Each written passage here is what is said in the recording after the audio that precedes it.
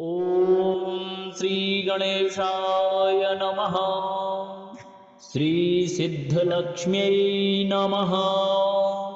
श्रीसिद्धलक्ष्मीस्तोत्रम्। ॐ अस्य श्रीसिद्धलक्ष्मीस्तोत्रस्य हिरण्यगर्भऋषेः अनुष्टुप्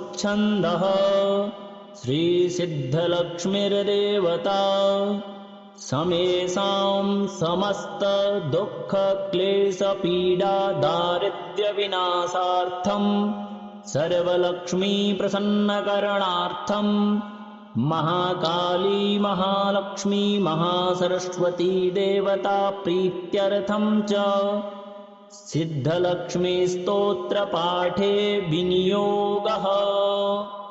ॐ सिद्धलक्ष्मी अंगुष्ठाभ्यां नमः। ॐ ह्रीं विष्णुहृदये तर्जनीभ्यां नमः। ॐ क्लीं अमृतानन्दे मध्यमाभ्यां नमः। ॐ श्रीं दैत्यमालिनी अनामिकाभ्यां नमः। ॐ तं तेजप्रकाशिनी कनिष्ठिकाभ्यां नमः।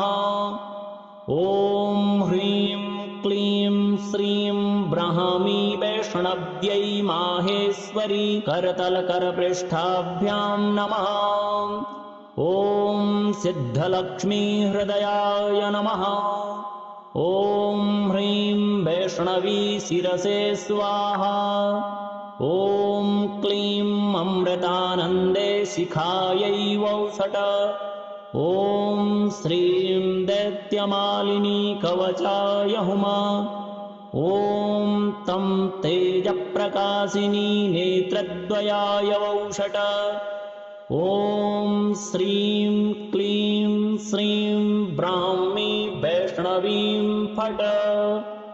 ॐ ब्राह्मीं च वैष्णवीं भद्रां षड्भुजां च चतुर्मुखां त्रिनेत्रां च त्रिशूलां च पद्मचक्रगदाधरां पीताम्बरधरां देवीं नानालङ्कारभूषितां तेजःपुञ्जधरां श्रेष्ठां ध्यायेद्बालकुमारिकाम्।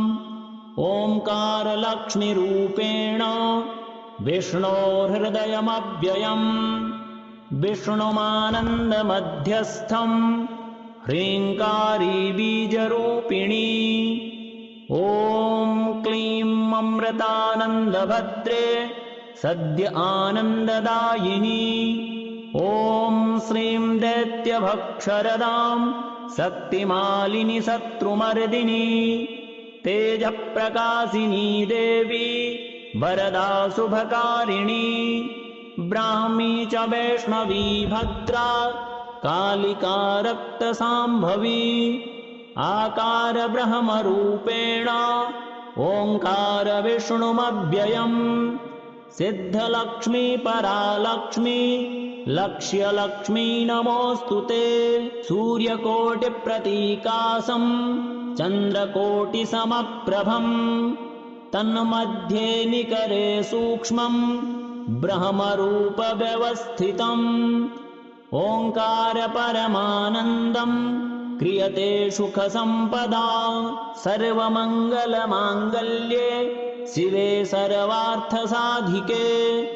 प्रथमे त्र्यम्बका गौरी द्वितीये वैष्णवी तथा तृतीये कमला प्रोक्ता चतुर्थे सुरसुन्दरी पंचमे विष्णुपत्नी च षष्ठे च वैष्णवी तथा सप्तमे च वरारोहा अष्टमे वरदायिनी नवमे खड्गत्रिशूला दशमे देवदेवता एकादशे सिद्धलक्ष्मीर्द्वादशे ललितात्मिका। एतत् स्तोत्रं पठन्तस्त्वां स्तुवन्ति भुवि मानवाः सर्वोपद्रवमुक्तास्ते नात्र कार्या विचारणा। एकमासं द्विमासं वा त्रिमासं च चतुर्थकम् पञ्चमासं च षण्मासं त्रिकालं यः पठेन्नरः ब्राह्मणा क्लेशतो दुःख दरिद्राभयपीडिताः जन्मान्तरसहस्रेषु मुच्यन्ते सर्वक्लेशतः अलक्ष्मीर्लभते लक्ष्मी अपुत्रः पुत्रमुत्तमम् धन्यं यशस्यमायुष्यं वह्निचोरभयेषु च साकिनीभूतवेताल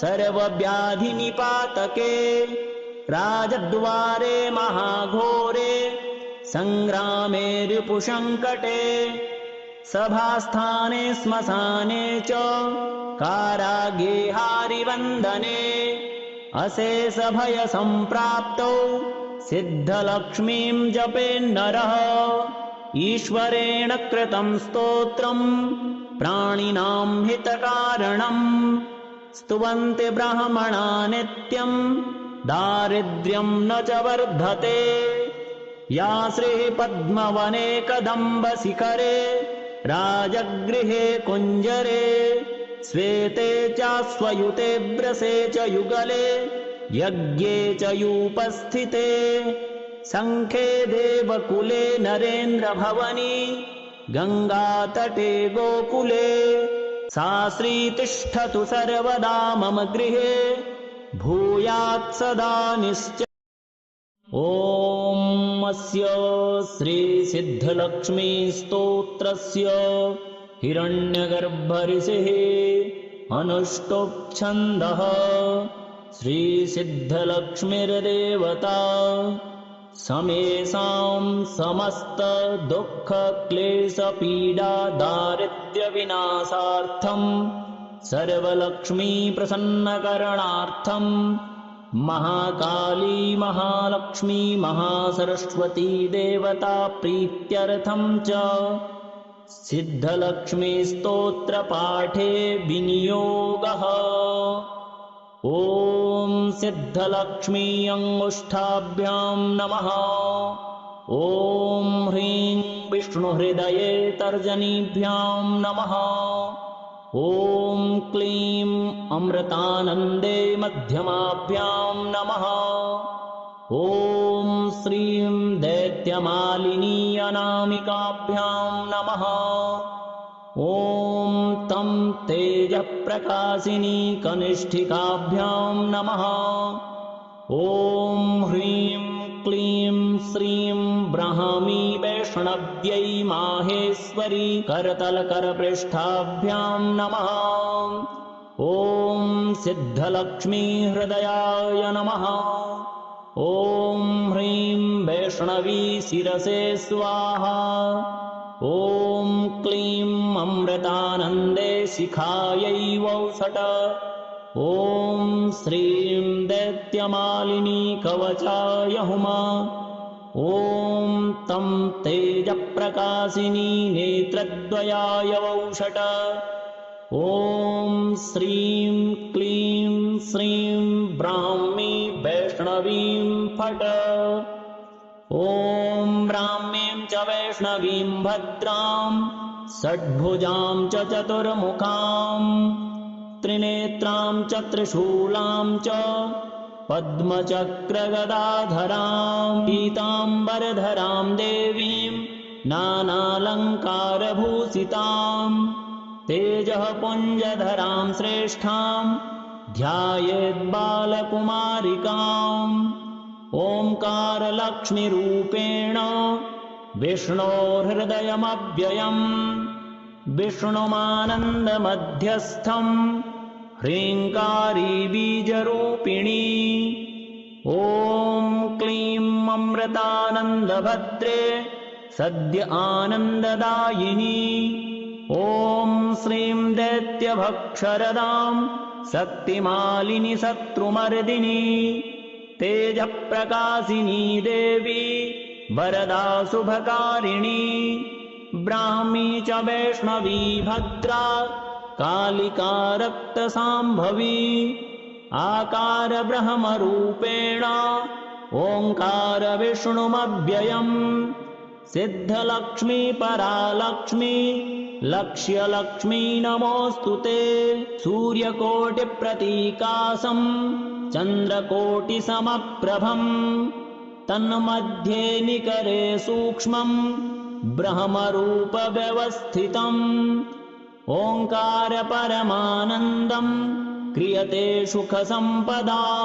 सर्वमङ्गलमाङ्गल्ये शिवे सर्वार्थसाधिके प्रथमे त्र्यम्बका गौरी द्वितीये वैष्णवी तथा तृतीये कमला प्रोक्ता चतुर्थे सुरसुन्दरी पञ्चमे विष्णुपत्नी च षष्ठे च वैष्णवी तथा सप्तमे च वरारोहा अष्टमे वरदायिनी नवमे खड्गत्रिशूला दशमे देवदेवता एकादशे सिद्धलक्ष्मीर्द्वादशे ललितात्मिका। एतत् स्तोत्रम् पठन्तस्त्वाम् स्तुवन्ति भुवि मानवाः सर्वोपद्रवमुक्तास्ते नात्र कार्या विचारणा। एकमासं द्विमासं वा त्रिमासं च चतुर्थकम् पञ्चमासं च षण्मासं त्रिकालं यः पठेन्नरः ब्राह्मणा क्लेशतो दुःख दरिद्रा भयपीडिताः जन्मान्तरसहस्रेषु मुच्यन्ते सर्वक्लेशतः। अलक्ष्मीर्लभते लक्ष्मी अपुत्रः पुत्रमुत्तमम् धन्यं यशस्यमायुष्यम् वह्निचोरभयेषु च साकिनीभूतवेताल सर्वव्याधिनिपातके राजद्वारे महाघोरे सङ्ग्रामे रिपुसङ्कटे सभास्थाने श्मशाने च कारागेहारिवन्दने अशेषभयसम्प्राप्तौ सिद्धलक्ष्मीं जपेन्नरः ईश्वरेण कृतं स्तोत्रम् प्राणिनां हितकारणम् स्तुवन्ति ब्राह्मणा नित्यम् दारिद्र्यं न च वर्धते। या श्रीः पद्मवने कदम्बशिखरे राजगृहे कुञ्जरे श्वेते चाश्वयुते व्रसे च युगले यज्ञे च यूपस्थिते शङ्खे देवकुले नरेन्द्रभवनी गङ्गातटे गोकुले सा श्रीतिष्ठतु सर्वदा मम गृहे भूयात् सदा निश्चला। ॐ अस्य श्रीसिद्धलक्ष्मी स्तोत्रस्य हिरण्यगर्भऋषिः अनुष्टुप् छन्दः श्रीसिद्धलक्ष्मीर्देवता समेषां समस्त दुःख क्लेश पीडा दारिद्र्यविनाशार्थं सर्वलक्ष्मी प्रसन्नकरणार्थं महाकाली महालक्ष्मी महासरस्वती देवता प्रीत्यर्थं च सिद्धलक्ष्मी स्तोत्रपाठे विनियोगः। ॐ सिद्धलक्ष्मी अंगुष्ठाभ्यां नमः। ॐ ह्रीं विष्णुहृदये तर्जनीभ्यां नमः। ॐ क्लीं अमृतानन्दे मध्यमाभ्यां नमः। ॐ श्रीं दैत्यमालिनी अनामिकाभ्यां नमः। ॐ तं तेजप्रकाशिनी कनिष्ठिकाभ्यां नमः। ॐ ह्रीं क्लीं श्रीं ब्राह्मी वैष्णव्यै माहेश्वरी करतलकरपृष्ठाभ्यां नमः। ॐ सिद्धलक्ष्मी हृदयाय नमः। ॐ ह्रीं वैष्णवी शिरसे स्वाहा। ॐ क्लीं अमृतानन्दे शिखायै वौषट। ॐ श्रीं दैत्यमालिनी कवचाय हुमा। ॐ तं तेजप्रकाशिनी नेत्रद्वयाय वौषट। ॐ श्रीं क्लीं श्रीं ब्राह्मी वैष्णवीं फट्। ॐ ब्राह्मीं च वैष्णवीं भद्रां षड्भुजां च चतुर्मुखां त्रिनेत्रां च त्रिशूलां च पद्मचक्रगदाधरां पीताम्बरधरां देवीं नानालङ्कारभूषितां तेजःपुञ्जधरां श्रेष्ठां ध्यायेद्बालकुमारिकाम्। ओङ्कारलक्ष्मीरूपेण विष्णोर्हृदयमव्ययम् विष्णुमानन्दमध्यस्थं ह्रीङ्कारी बीजरूपिणी। ॐ क्लीं अमृतानन्दभद्रे सद्य आनन्ददायिनी। ॐ श्रीं दैत्यभक्षरदां शक्तिमालिनी शत्रुमर्दिनी तेजप्रकाशिनी देवी वरदा शुभकारिणी। ब्राह्मी च वैष्णवी भद्रा कालिका रक्तसाम्भवी आकार ब्रह्मरूपेण ओङ्कार विष्णुमव्ययम्। सिद्धलक्ष्मी परालक्ष्मी लक्ष्यलक्ष्मी नमोऽस्तु ते। सूर्यकोटिप्रतीकासं चन्द्रकोटिसमप्रभम् तन्मध्ये निकरे सूक्ष्मं ब्रह्मरूपव्यवस्थितम्। ओङ्कार परमानन्दं क्रियते सुखसम्पदा सर्वमङ्गलमाङ्गल्ये शिवे सर्वार्थसाधिके। प्रथमे त्र्यम्बका गौरी द्वितीये वैष्णवी तथा तृतीये कमला प्रोक्ता चतुर्थे सुरसुन्दरी पञ्चमे विष्णुपत्नी च षष्ठे च वैष्णवी तथा सप्तमे च वरारोहा अष्टमे वरदायिनी नवमे खड्गत्रिशूला दशमे देवदेवता एकादशे सिद्धलक्ष्मीर्द्वादशे ललितात्मिका। एतत् स्तोत्रं पठन्तस्त्वां स्तुवन्ति भुवि मानवाः सर्वोपद्रवमुक्तास्ते नात्र कार्या विचारणा। एकमासं द्विमासं वा त्रिमासं च चतुर्थकम् पञ्चमासं च षण्मासं त्रिकालं यः पठेन्नरः ब्राह्मणा क्लेशतो दुःख दरिद्रा भयपीडिताः जन्मान्तरसहस्रेषु मुच्यन्ते सर्वक्लेशतः। अलक्ष्मीर्लभते लक्ष्मी अपुत्रः पुत्रमुत्तमम् धन्यं यशस्यमायुष्यं वह्निचोरभयेषु च। साकिनीभूतवेताल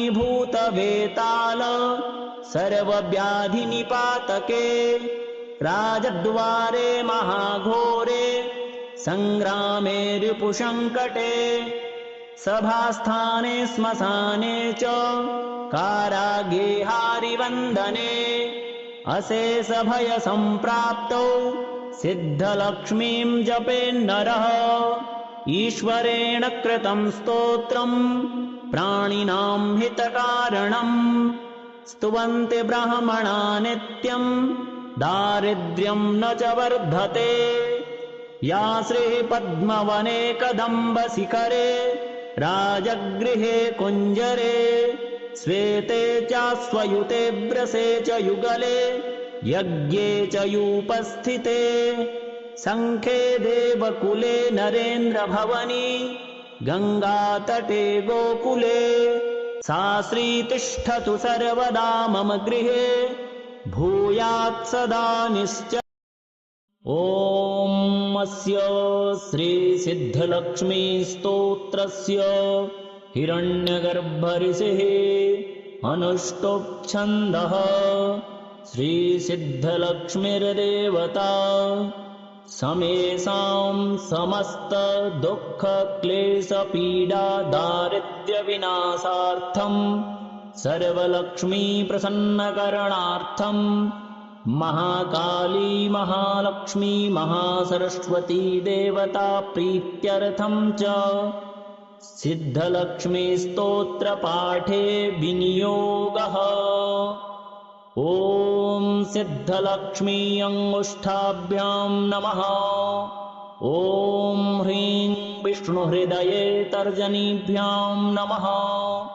ॐ क्लीं अमृतानन्दे मध्यमाभ्यां नमः। ॐ श्रीं दैत्यमालिनी अनामिकाभ्यां नमः। ॐ तं तेजप्रकाशिनी कनिष्ठिकाभ्यां नमः।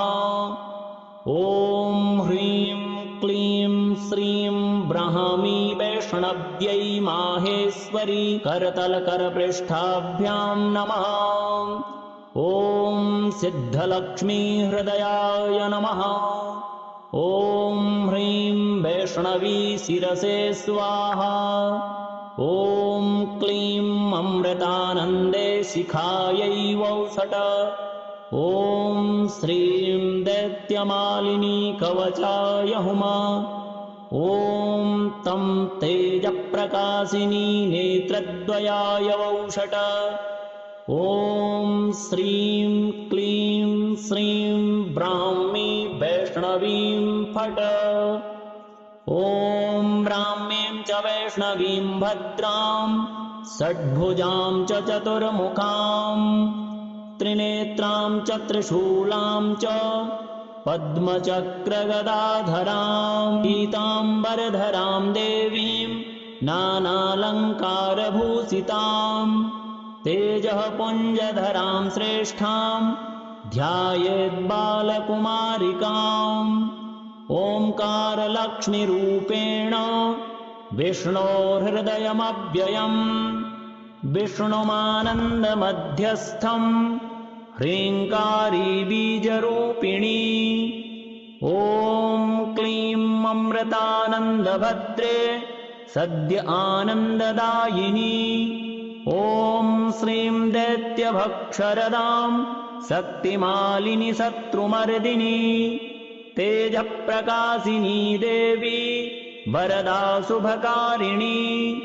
ब्राह्मी च वैष्णवी भद्रा कालिका रक्तसाम्भवी आकार ब्रह्मरूपेण ओङ्कार विष्णुमव्ययम्।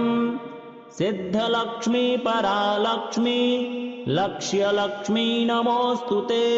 सूर्यकोटिप्रतीकासम् चन्द्रकोटिसमप्रभम् तन्मध्ये निकरे सूक्ष्मम् ब्रह्मरूपव्यवस्थितम्। ओङ्कार परमानन्दम् क्रियते सुखसम्पदा। सर्वमङ्गलमाङ्गल्ये शिवे सर्वार्थसाधिके। प्रथमे त्र्यम्बका गौरी द्वितीये वैष्णवी तथा तृतीये कमला प्रोक्ता चतुर्थे सुरसुन्दरी पञ्चमे विष्णुपत्नी च षष्ठे च वैष्णवी तथा सप्तमे च वरारोहा अष्टमे वरदायिनी नवमे खड्गत्रिशूला दशमे देवदेवता एकादशे सिद्धलक्ष्मीर्द्वादशे ललितात्मिका। एतत् स्तोत्रं पठन्तस्त्वां स्तुवन्ति भुवि मानवाः सर्वोपद्रवमुक्तास्ते नात्र कार्या विचारणा। एकमासं द्विमासं वा त्रिमासं च चतुर्थकम् पञ्चमासं च षण्मासं त्रिकालं यः पठेन्नरः ब्राह्मणा क्लेशतो दुःख दरिद्रा भयपीडिताः जन्मान्तरसहस्रेषु मुच्यन्ते सर्वक्लेशतः। अलक्ष्मीर्लभते लक्ष्मी अपुत्रः पुत्रमुत्तमम् धन्यं यशस्यमायुष्यं वह्निचोरभयेषु च। साकिनीभूतवेताल सर्वव्याधिनिपातके राजद्वारे महाघोरे सङ्ग्रामे रिपुसङ्कटे सभास्थाने श्मशाने च कारागेहारिवन्दने